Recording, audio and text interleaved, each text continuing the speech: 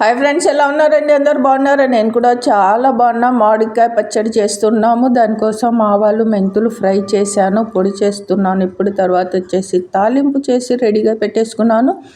ఇంకో ఆయిల్ వేడి చేసి చల్లార్చాను అనమాట. అది ఎందుకంటే ఎండాకాలం కదా, బాగా చల్లగా అయిన తర్వాత వేయాలి కాబట్టి ముందే ఆయిల్ వేడి చేసి పక్కన పెట్టి ఇంకో దాంట్లో తాలింపు చేసి పక్కన పెట్టాను అనమాట. ఇదిగోండి మా ఆయన అంతా కలుపుతున్నాడు.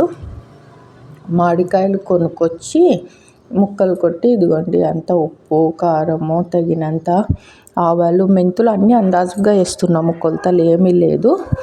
ఫస్ట్ మామిడికాయల పచ్చడి మామిడికాయలే తీసుకుని శుభ్రంగా కడిగి తడి లేకుండా బాగా ఆరిపోయిన తర్వాత ముక్కలు కట్ చేసి తగినంత ఉప్పు కారము, తర్వాత వచ్చేసి మెంతు ఆవాల పొడి, ఇంకా ఆయిల్ ఇంతే తాలింపు వేసి పక్కన పెట్టేసి నెక్స్ట్ డే ఇంకా జాడీలో వేసి పెట్టాను అనమాట.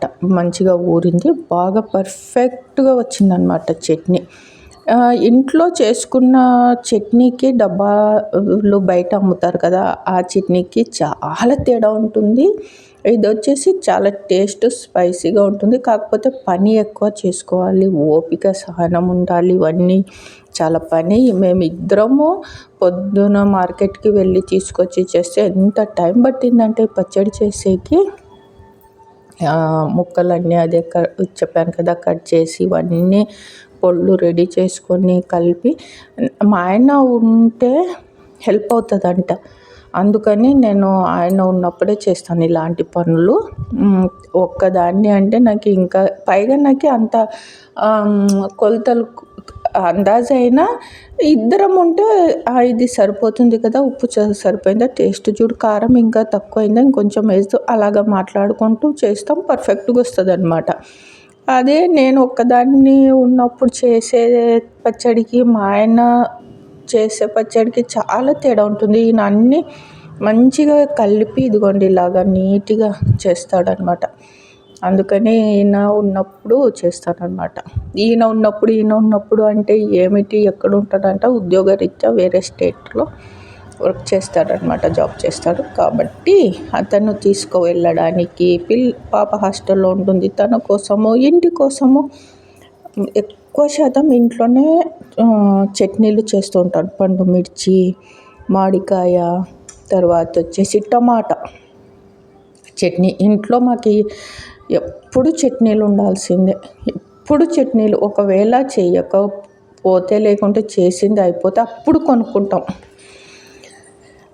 వేడి వేడి అన్నంలో టమాటా చట్నీ కానివ్వండి, కొంచెం నెయ్యి వేసి ఇలా మామిడికాయ చట్నీ ఏదో ఒక చట్నీ వేసుకొని కొద్దిగా తిన్నాక అప్పుడు పప్పు కలుపుకొని తింటే ఉంటుంది చూడండి, టేస్టు సూపర్ ఉంటుంది. కొంచెము ఓపిక చేసుకోండి ఇంట్లో చట్నీ, మామిడికాయ చట్నీ చాలా బాగా వచ్చింది. ఇంకా ఇంతే ఈరోజుకి ఈ వీడియో.